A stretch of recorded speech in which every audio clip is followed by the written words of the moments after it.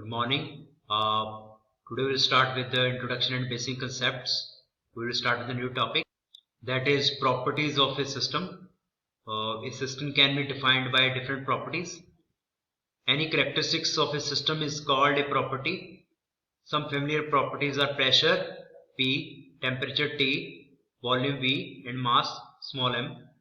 The list can be extended to include less familiar ones such as viscosity, thermal conductivity, modulus of elasticity, thermal expansion coefficient, electric resistivity, and even velocity and elevation.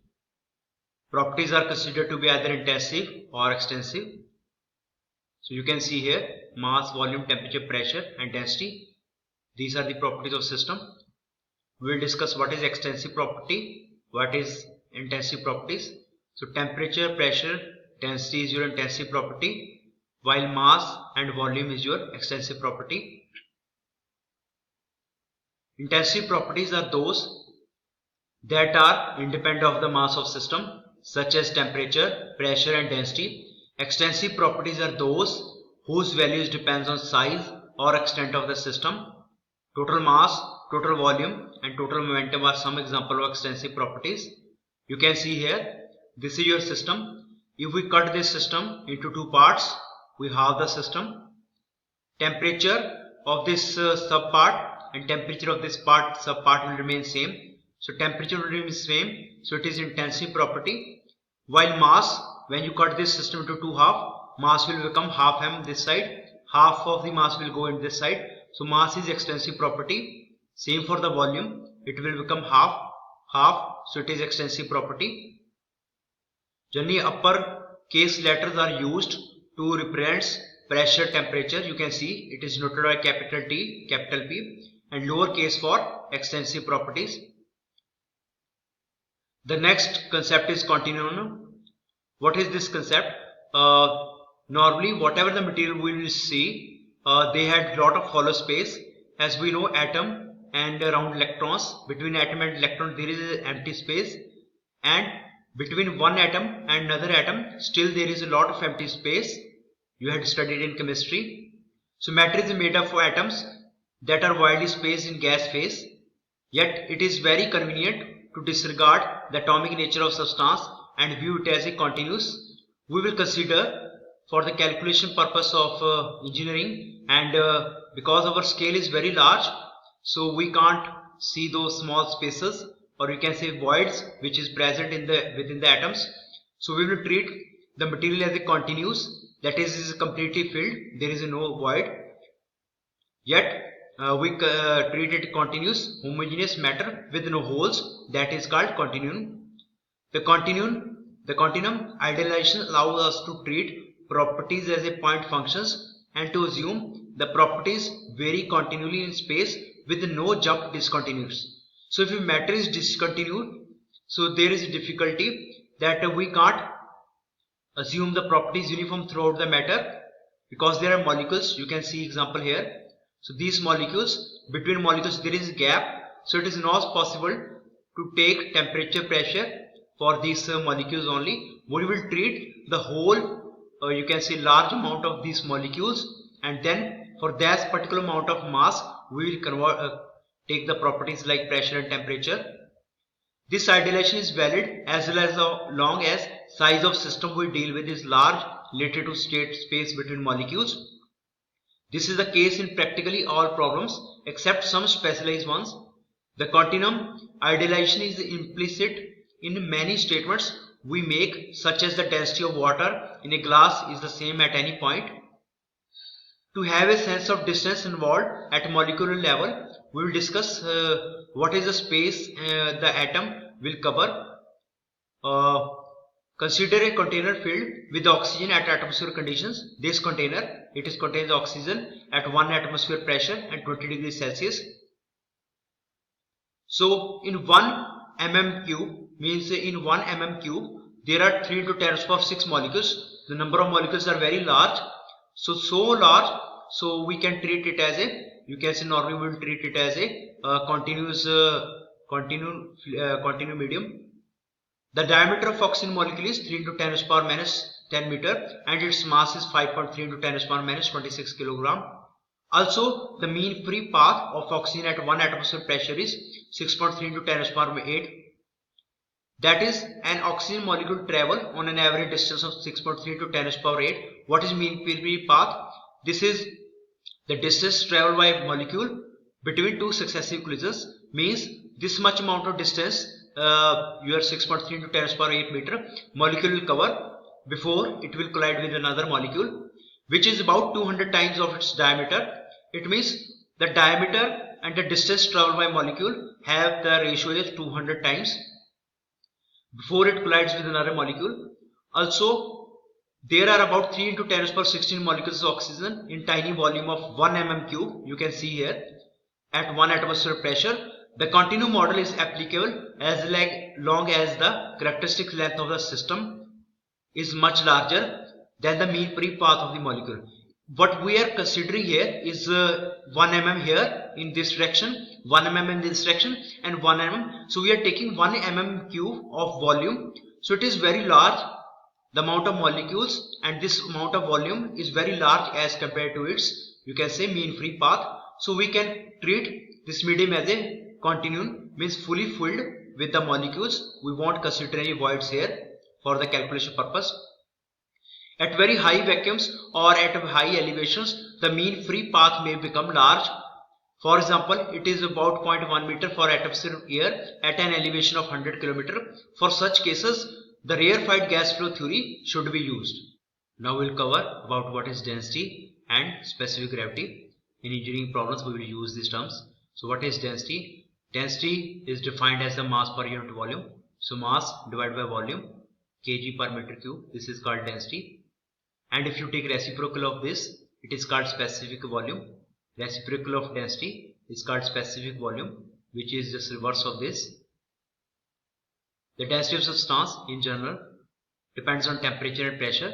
The density of most gases is proportional to pressure, means the pressure increase, density increase, and inversely proportional to temperature, means with the increase in temperature, the density of gases decrease.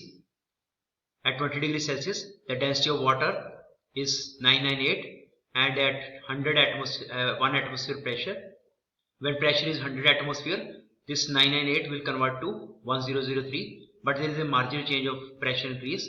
Pressure is almost 100 times here, but the density has increased very little by 0.5%. While temperature has more effect on the as compared to pressure. You can see here a water at 20 degrees Celsius having density of 998, and when the temperature increases to 75 degrees Celsius, its density becomes 975. So with the increase of 55 degrees Celsius temperature, density has decreased. Sometimes density of substance is given relative to the density of well-known substance. This is called specific gravity. What is specific gravity? It is density of the substance divided by density of water. Water is selected as a reference fluid here. Usually water at 4 degrees Celsius, for which density is 1000, is taken. Note that specific gravity of substance is a dimensionless quantity. This is your dimensionless quantity. However, in SI units, the numerical value of specific gravity of substance is exactly equal to its density. You can say the specific gravity of mercury at 0 degrees Celsius is 13.6.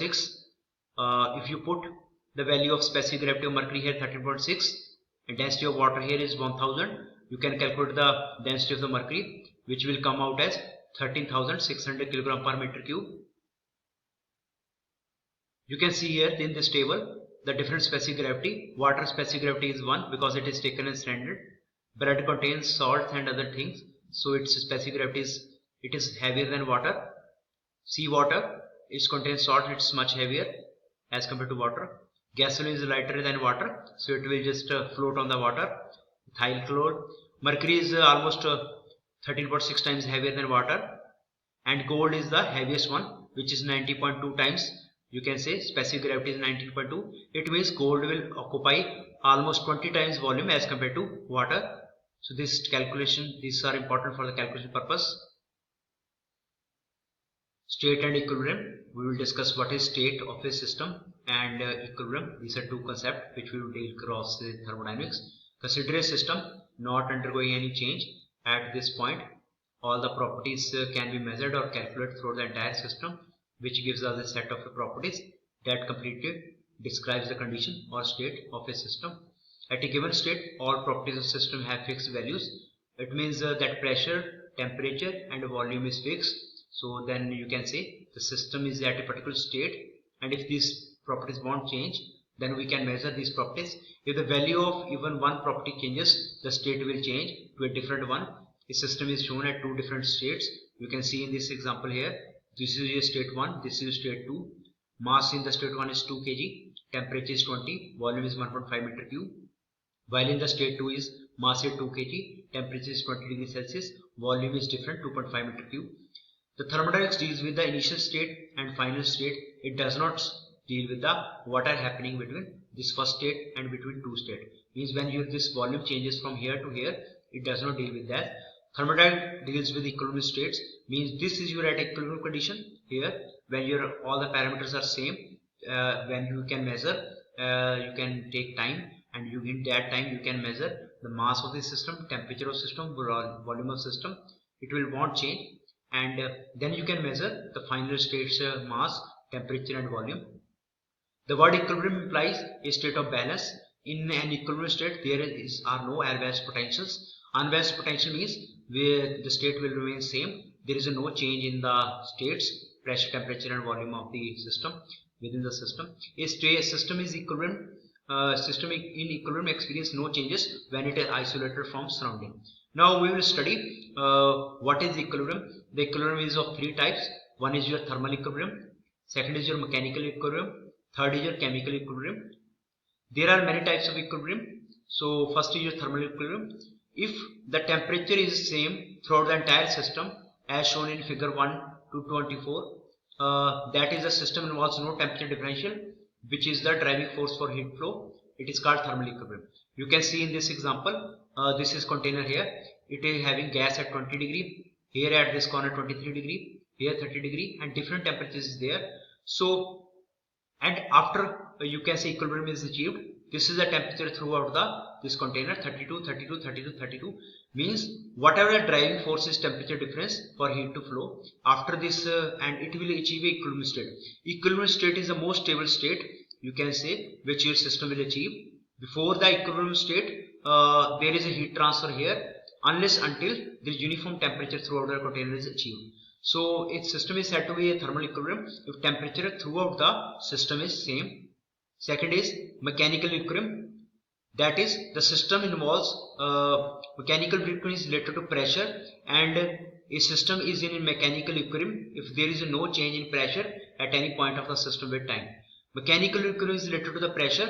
You can say if a pressure here is P1 and pressure is P2, this piston will move upward. If this P2 is higher than P1, this piston will move unless this pressure P1 outside the piston and pressure P1 inside the piston will become equal.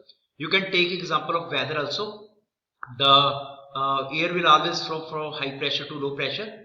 Where you have the sunlight, the density of air become rare, and where you have cold weather, density of air is high. So what will happen? The air will start from flowing from high density concentration to the low density. So also air always flow from high pressure to low pressure. So this is little bit, but when your pressure become equalized, so that state is called mechanical equilibrium. During mechanical equilibrium, there is no change in, you can say, pressure. It is pressure parameter is fixed. However, the pressure may vary within the system with elevation as a result of gravitational effects. For example, the higher pressure at the bottom layer is balanced by extra weight it must carry, and therefore there is no imbalance of forces. The variation of pressure as a result of gravity in most of thermodynamic systems is relatively small, usually disregarded. Gravity effect we don't take into account. The next is your chemical equilibrium. If its chemical composition does not change with time, that is no chemical reaction occurs. A system will not be in equilibrium unless all the relevant equilibrium criteria are satisfied. Means for system to be in equilibrium, there should be thermal equilibrium, mechanical equilibrium, and there should be no change in chemical composition of the system. So then your system is said to be in equilibrium. So this is up to here. Subscribe this channel, like this video, and thank you for watching video. For any comment, you can give it to the below section. And thank you for watching.